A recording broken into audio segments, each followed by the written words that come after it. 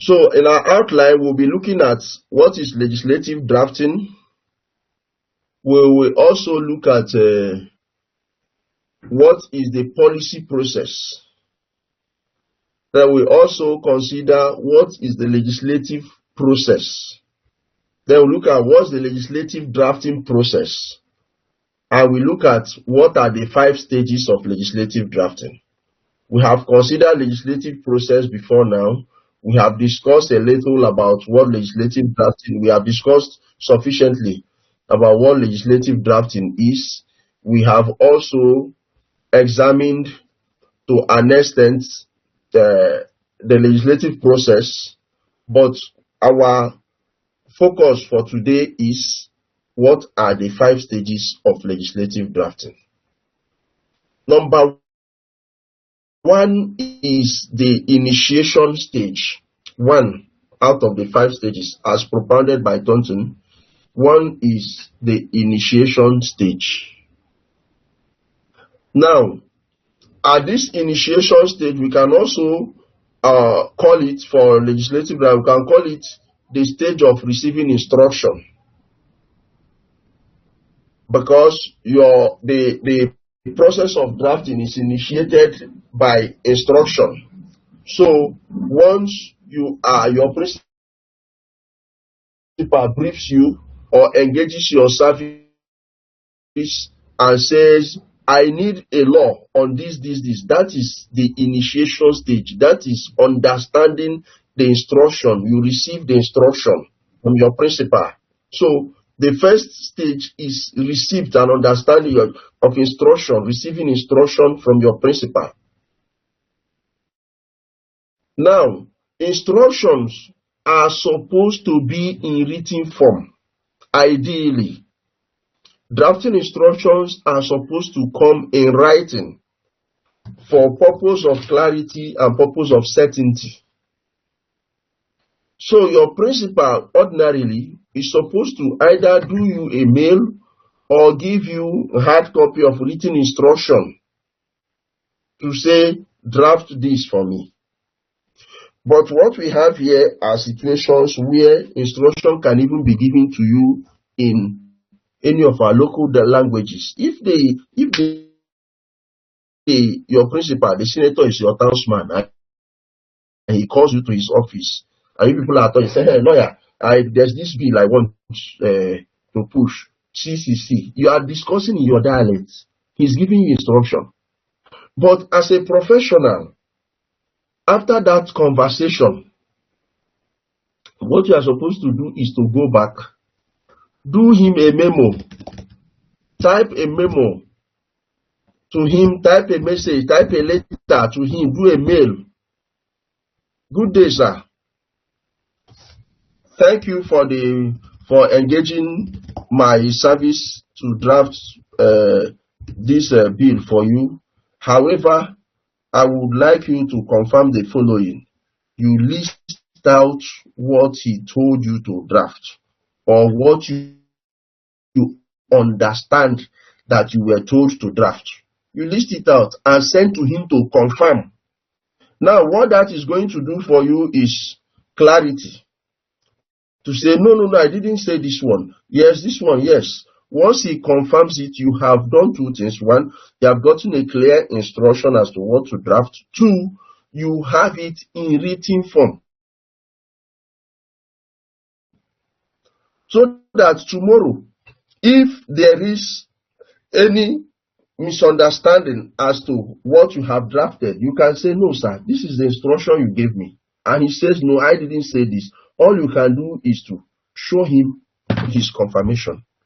Now, in the case of AG Rivers State against AG Akwa Ibom 2011, the Supreme Court emphasized the importance of reducing agreements, drafting instructions in writing. Look up that case, AG Rivers State against AG Akwa Ibom State 2011. 8 Nigerian Weekly Law Report. I'll put it on the platform. 8 Nigerian Weekly Law Report, part 1248. I'll just type it out. Mr. Oscar, please, if you can you help me put the citation of that case on the in-call messages? So the court emphasized the importance of reducing instructions, drafts in writing. It is not just to be verbal. It's not just to be orally agreed. Now, in the UK, their drafting instructions are prepared by legal advisors based on administration's instruction. So you don't just, we already know how the UK Parliament functions.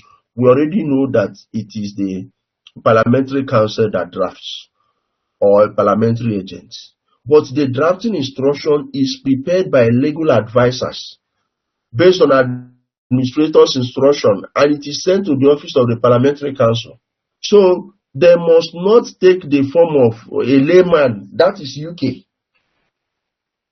But our own, like I said, if you are fortunate and you have an enlightened, not necessarily enlightened, and you have a principal who has his things documented, who is key on documentation, he can give you written drafting instruction. But it can come verbally. Your own duty as a professional now is to convert that verbal instruction to a written instruction. Stage number 2, analyzing the proposal or analyzing the instruction. 1 is receipt of instruction, understanding instruction. 2 is analyzing.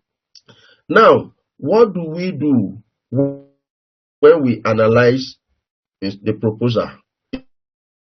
It involves we have talked about tools for research. Now, what you do here, you compile legislation in response to your drafting instruction. You are doing your research here and now. This is where your research kicks in.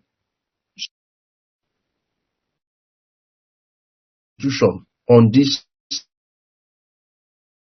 law that this instruction have been given.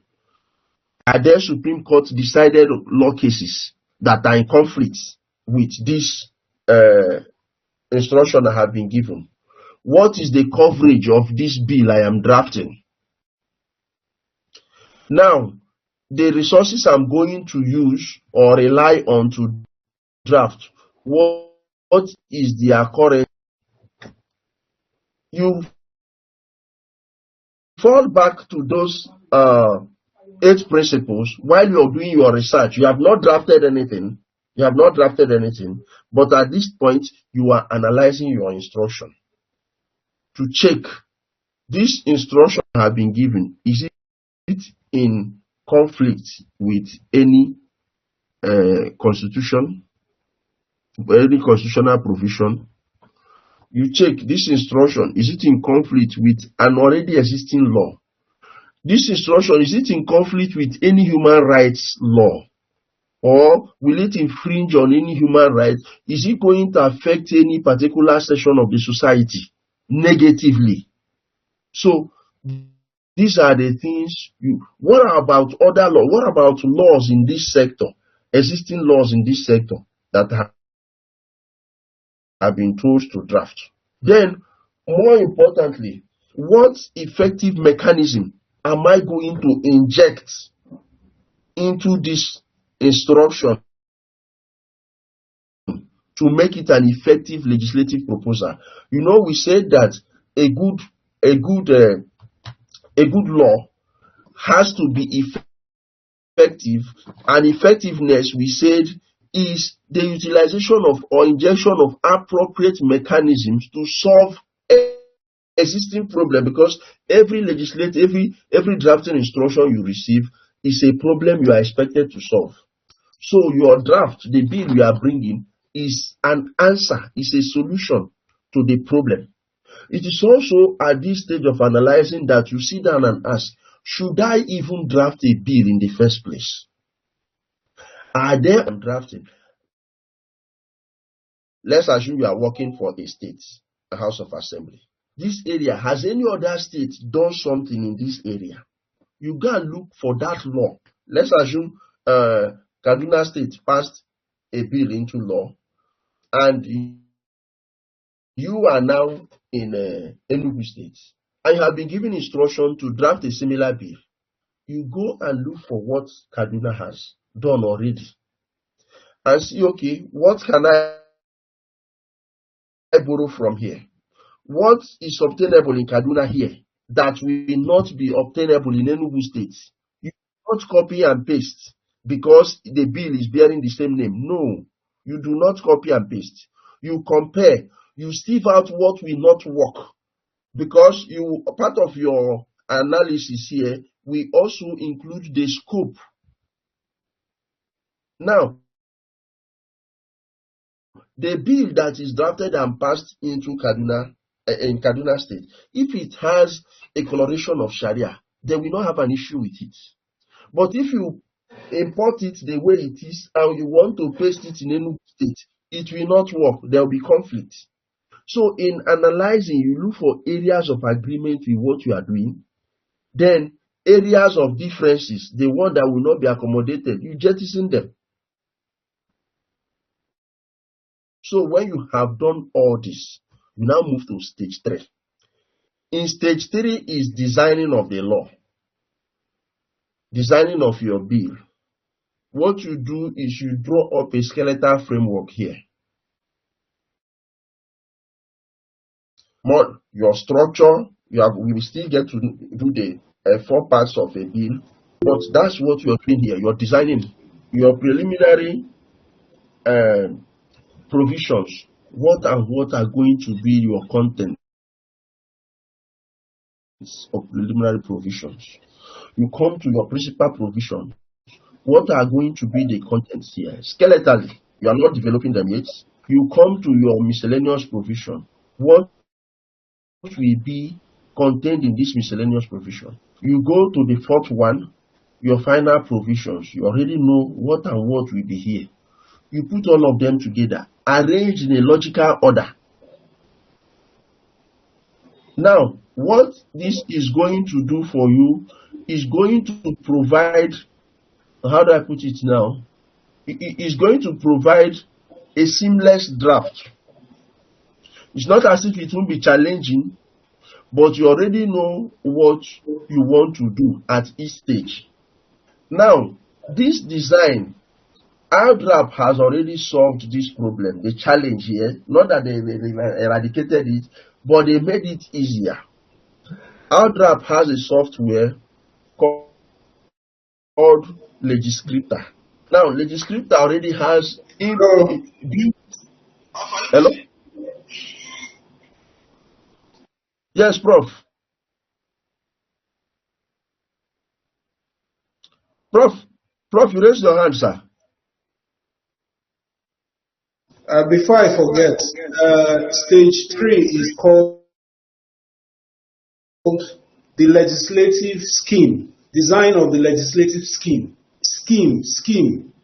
Now, when you go to an architect, you want to build a house, the architect will draw a blueprint. So that's the way, before you draft any bill, you should also have a scheme, a legislative scheme. The legislative scheme tells you what is the best legislative framework to use and solve the problem. It could be you need a new bill, a new legislation, or it could be an amendment to a legislation. Alternatively, it could be a subsidiary legislation. So you need to design the scheme. Stage 3 means you're thinking which scheme, legislative scheme, will solve this problem. That's what I wanted to add. Thank you, Prof.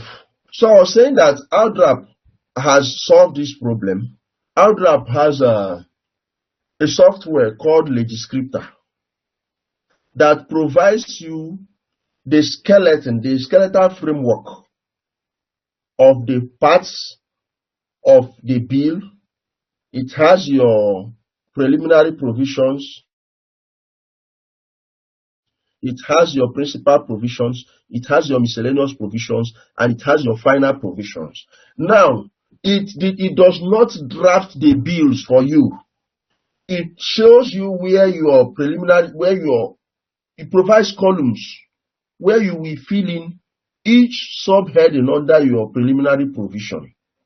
For example, it has a column for your long title. It has a column for your explanatory memorandum. It has a column for your commencement. It has just different columns. It has a column for your sunset clause if need be. Then you come to your principal provision.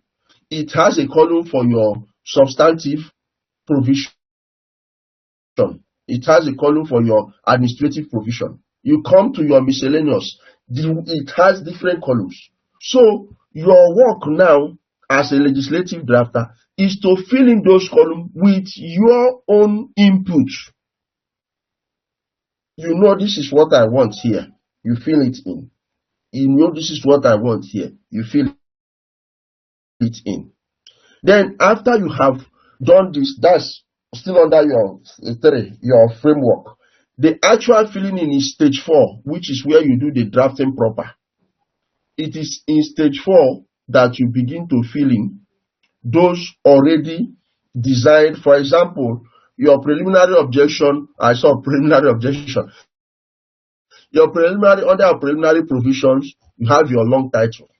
You fill it in. That is when you are doing the drafting proper. We have talked about receiving instruction and understanding the instruction. That is stage 1. We talked about analyzing the instruction. That is stage 2. Stage 3, legislative scheme, where you have made up your mind on what effective mechanism you are going to use. Then there is the framework you develop. That's your 3. Then your 4 is the drafting proper. Now I'm making reference to legiscriptor for ease of understanding.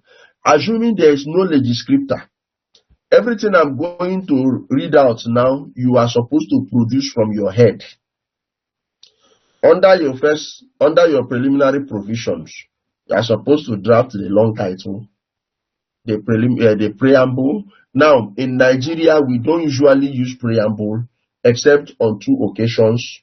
We'll talk about that when we get to parts of a bill. Or let me quickly say, one is ceremonial, just for ceremonial purposes. If the bill or the law that is being enacted is for ceremonial purpose, for example, let's assume that, we used to have June 12th, we used to have our Democracy Day to be the 12th, to be the 29th day of May. Then we now had another law that moved it from 29th to June 12th. Now, designating June 12th as a Democracy Day in honor of MKO Abiola is a ceremonial law. So such a law, an act, you have a preamble to it. The second one is where you are domesticating an international treaty. You have a preamble to it, but we'll still come back to it. You have your enacting clause. These are under your preliminary provisions. You have your enacting clause, your short title, commencement, duration, application. You have your definition and interpretation. All this, in the absence of legiscriptor, you are supposed to produce them from your head or consult a material. But the software makes it easier for you. You fill this in. That is in your stage 4, when you are doing the drafting proper. After stage 4, which is drafting, you come to stage 5. What do you do in stage 5?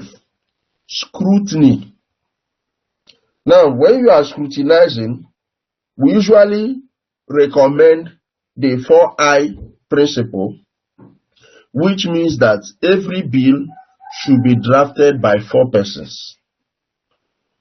First 2 people will do the drafting. You might omit and. Even if you read that 3 times, 4 times, you will read it with ease in the sentence. But if you give it to another party to read or scrutinize, The person will now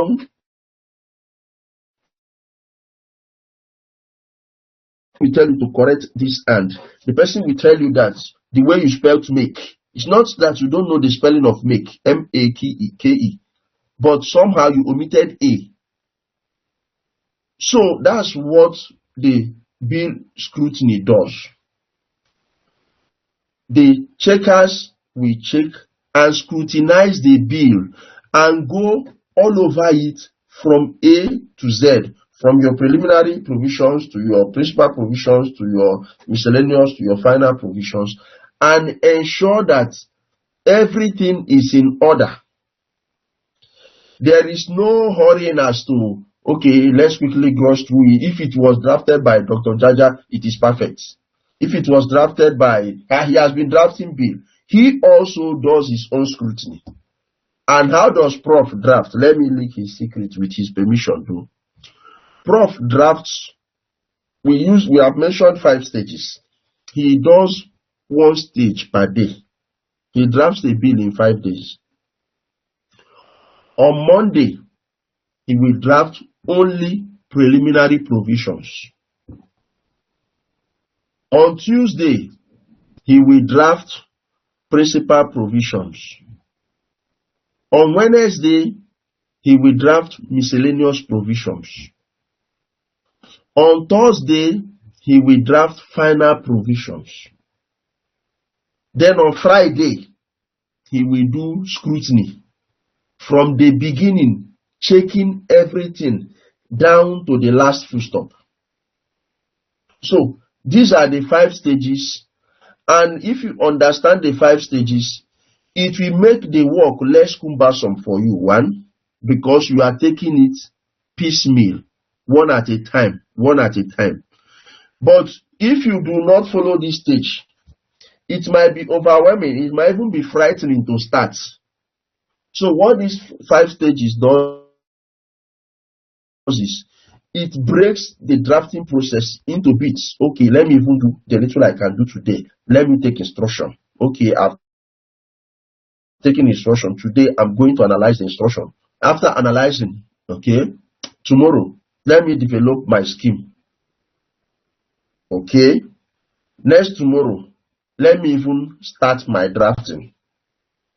Now, remember that I said Prof drafts in 5 days. The whole drafting is on stage 4. That whole 5 days of drafting, preliminary provision, principal, miscellaneous, and final provisions is done on stage 4. So not that it's on stage 4. That shows you that you might take a whole day to do your stage 3. You might take a whole day to do your stage 2. Depending on your proficiency now. But what is important is that we understand these stages of the drafting process so that it makes it easier for you as a drafter to continue drafting, and all you can do is to improve on it. Now, when scrutinizing, what do you do at the 5th stage? It involves the verification of the legislative text. The words you have used. It's at this stage you might need to substitute a particular word for a better word to capture the message you want to communicate. Now, drafts need to be verified as a means of achieving quality. Verification takes place internally, namely within the drafting team, and externally, namely by the parliament or other interested ministries and affected agencies. I have already mentioned the method of scrutiny of the bill. Then, when to undertake scrutiny, ideally, the legislative test should be a continuous process throughout the drafting. Best practice calls for each version of the draft should be subjected to scrutiny of legal form, clarity, and comprehensibility, and at the end of the drafting, the final version of the law must be scrutinized. So you do not gloss through, because your scrutiny might make you to go and understand that when you are drafting, as you're changing in your clauses, your scrutiny will require you to go back to your table of contents and also effect the change, because your table of contents and the clauses must rhyme, must align with the body of the work. So you do not have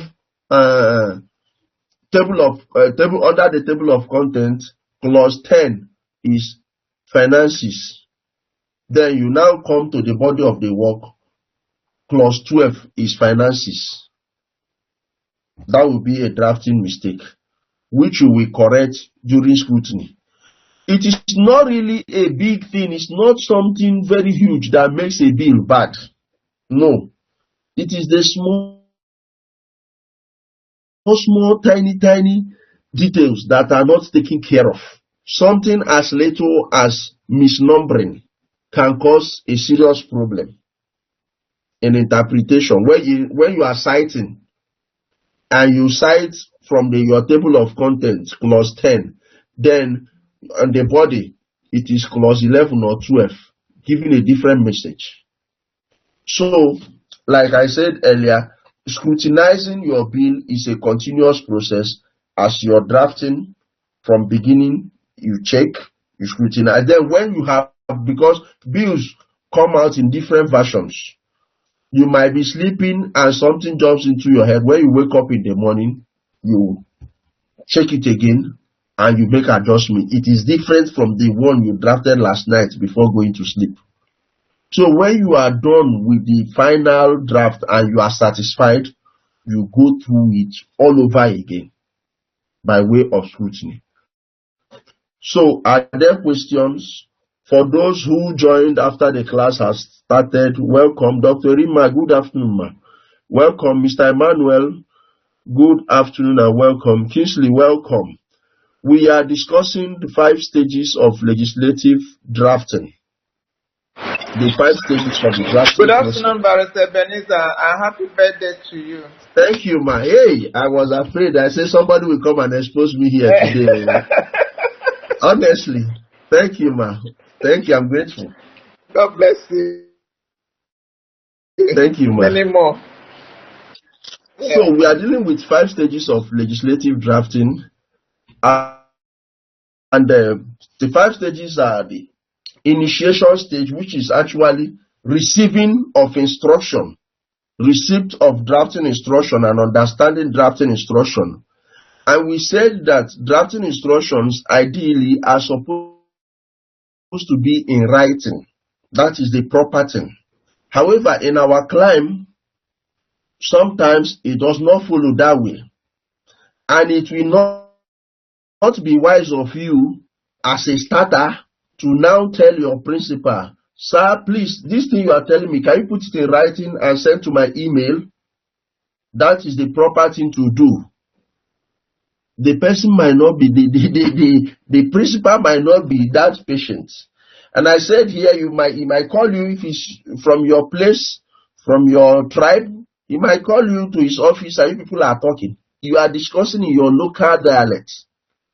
And he begins to tell you what he wants you to do. There is this bill I need a bill on this. He's briefing you. He's giving you drafting instruction, albeit in your local language. So what you need to do as a professional is to convert that drafting instruction you received in your dialect into a written document. How do you do that? You send him a memo to confirm that these are the instructions he gave you. And that is going to serve 2 purposes. 1, clarity. 2, documentation of the instruction. Once he confirms, yes, I said this, please go ahead. You have received your instruction in writing. Stage 2 is to analyze the instruction. In analyzing the instruction, you do your research to know existing laws already in the area that you were told to draft a bill. In this area or on this subject matter, you already know that the Constitution is the ground norm, so you cannot draft any bill part of which will conflict with any provision of the Constitution. Then we also research, is it a subject matter that have been decided upon? If it is an area that went to court or legislated on, what is the current position of the law on it, the decision of the highest court of the land? If the matter is on appeal, maybe they went to high court, they've gone to court of appeal, and court of appeal has given decision. Was it the final decision? Has it gone to Supreme Court? So these are the analysis you make. Now, has there been another law by any other state in this area? You do comparison. What is the scope of what I am drafting? Is it covering the entire nation? Is it applicable only to FCT? Because for us in FCT, the National Assembly make laws for us. So the National Assembly serves as our own state house of assembly. So if you are given a brief to draft and you are drafting for the FCT, do you now make it applicable to the entire nation? Scope. So these are the things you consider when you are analyzing. Then you come to the third one, the third stage, your scheme. You develop a drafting scheme. Here you consider, we discussed about effectiveness of a bill and the use of mechanism to solve problem. Here you consider, must I draft a bill? Is there need for drafting a fresh bill entirely? Can we use amendment of an existing bill to solve this problem? Or must we draft a fresh legislation? If we are drafting a fresh legislation, what mechanisms are we going to put here to solve the problem? It is also at this stage that you develop your framework, a skeletal table of contents, sort of, having the four structures or four parts of your bill: the preliminary, the principal, the miscellaneous, and final provisions. Now, when you have done that, you come to stage 4. Stage 4 is where you do the drafting proper. You feeling like I said that ALDRAP has developed a software, Legiscriptor, that helps you in drafting, makes it easier for you. So you fill in the already provided columns on each part of the bill with your own information. Legiscriptor does not draft for you. It makes drafting easier because it's already provided for you columns for you to just fill in with your own words as you want it. So what it does, it helps you not to leave out a particular segment or section or part of your bill. So when you draft, your bill is complete structure-wise, but the wordings are going to be your own. Legiscriptor also helps you in your research because it has an archive of all the laws that has been passed in the National Assembly, except maybe 3, 4, 5 years ago. But it has over 400 laws. So it serves as a quick reference material. It also has relevant legislative drafting references you can quickly make to compare and when you are doing your research.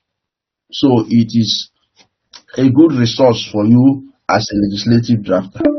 Then after drafting, we come to the final stage. The final stage is scrutinizing your work. Scrutiny. Now we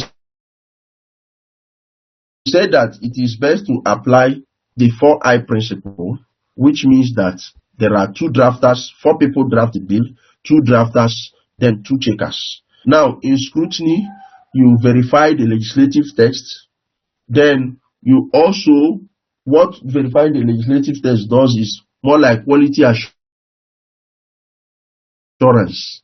It helps you to achieve quality. When someone is reading your work, the person will know that whoever drafted this did an excellent job. Now, it is also done internally by the drafters and externally by your principal through his aide, the parliament, to ensure that, or even vested interests. If, for example, executive bills are drafted by ministries, Ministry of Justice. Now, if for whatever reason they outsource it to you, when you finish drafting, the drafting department of the ministry will go through it again before submitting it to the minister for approval, before it is sent to the National Assembly. That is a process of scrutiny.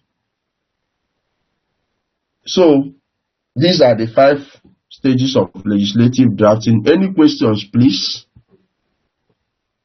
Any questions? Any questions? Okay, I'm going to put on the platform now the citation for the case I cited earlier. AG Akwa Ibom State against AG River State. AG. Oscar has put it. Okay. Thank you. Thank you, sir. Lesasi. Thank you, Mr. Ebenezer. I just want to appreciate stage 2 where we analyze the bill. I think we said it is at the stage where we also determine if there is really a need to draft a bill. So I just wanted to know if, as a drafter, I also occupy an advisory role, because my understanding is where the bill originates, they might have seen a need for a bill to be drafted, and I receive instructions to draft a bill because the decision has been made that it is a bill which is needed. Excellent. So I just want to know if I also occupy an advisory role. Thank you. Thank you. Excellent question. Please, as a rule of the thumb, as a drafter, you do not impose your opinion on your principal. The best you can do is advisory. How do I mean? When you are briefed and you find a conflict, what you do is you advise after drafting. You advise. However, this is your advice. This is your opinion. Some they are not in this class, so they don't understand the rules. And for them, sometimes the more bills they have, not sometimes, it counts for them as being active in the house. Now you can advise that this bill conflicts with so and so. If you had drafted without advising, what it does is tomorrow, if it takes back, to lash out on you. But if you have advised and collect your money, so tomorrow you will not, and your advice should also be documented, not verbal. A legal opinion that based on this is your opinion legally. Then when he responds and say, well, despite this, proceed, you draft. After drafting, you keep quiet. Whatever stumbling block the bill or resistance the bill meets on the way, you are exonerated from it. But where you do not advise, it might cost you your job, because firstly he will be embarrassed. So that embarrassment might cost you your job. Any other question? No, thank you, Vice Ebenezer. I acknowledge the prof. I have listened to all these stages, and I think the very most fundamental part of all these stages is stage 3 and perhaps stage 4. So I will be pleading that maybe you have to find a better time to further expand on it, since it's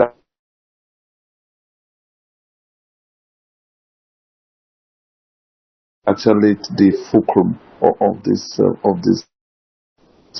We will still revisit this lecture tomorrow, but before our time goes, let me just see what we can do on stage 3. Stage 3 is a framework, a scheme. We one, you have to also tie it to what we said a good bill is. Because every instruction you are given is a problem tabled before you. Your job as a drafter is to use your bill to bring a solution to that problem. So, what mechanism should I use to solve this problem? Now, when we say develop a scheme, it involves thinking. It involves processing in the mind. So it is a rigorous mental exercise. It is not just, okay, develop a scheme, you carry. No. This problem. So it is here you generate your solution to the problem. One solution. Let us draft a fresh bill. You analyze it. Should we use incentive to solve this problem? Should we use punishment to solve this problem? Okay, let me cite an example. In Anambra State, currently, in the last 2 weeks, the police and the Anambra State security, internal state security and all that, they set up one security outfit in the state. They have arrested more than 10 criminal gangs of kidnappers, armed robbers, and all those terrorizing the state and making the state insecure. What happened? The government came up with an incentive policy. Anybody that points out criminal hideouts, we reward a person with 5 million naira. Now, whether they are paying the money or not, I am not aware. But I know that there is an increase in busting hideouts, going to see where kidnappers keep their victims, and consequently demolishing the place. Now, that is an approach to solving a security problem. It is a law now. So they are using an incentive approach to make people volunteer information. It is one approach. They could have also used a different approach. So it is in that stage 3 that you think out this approach. We recall when CBN also had a similar, Minister of Finance rather, had a similar policy on whistleblowing. But it was not concretized into a law. And for about 1 week or 1 month, we had people reporting the EFCC, they were just seeing money everywhere, mud houses, tank, overhead tank, wherever, they were seeing money everywhere. But it wasn't concretized into a law.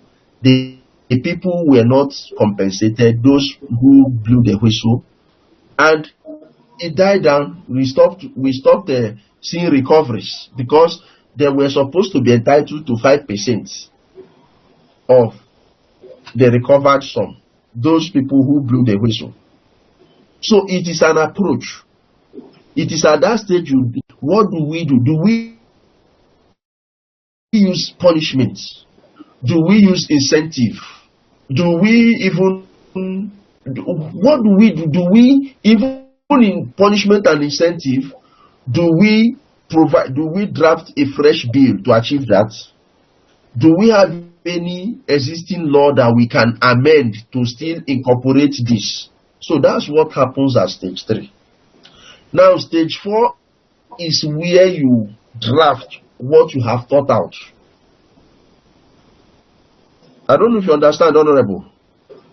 That you have produced in stage 3, along with your table. Stage 4 is where you concretize it by reducing it into writing. And none of the stages is more important than the other. You emphasize 3 and 4. Stage 5 is very important. Scrutiny. Because if you have drafted stage 3 and stage 4, and you do not scrutinize, and there is wrong punctuation, it can become an issue in interpretation. And there are spelling errors. And like I said, numbering, there is no congruence between your body of the work and your table of contents. In the table of contents, finance is reading clause 10. In the body of the work, finance is reading clause 12 or clause 13. So each of the stage is equally important. No stage is more important than the other. So we pay equal and undivided attention to each of the stages. Thank you. Tomorrow we will revisit this topic, do a revision on it, and we have our assignments.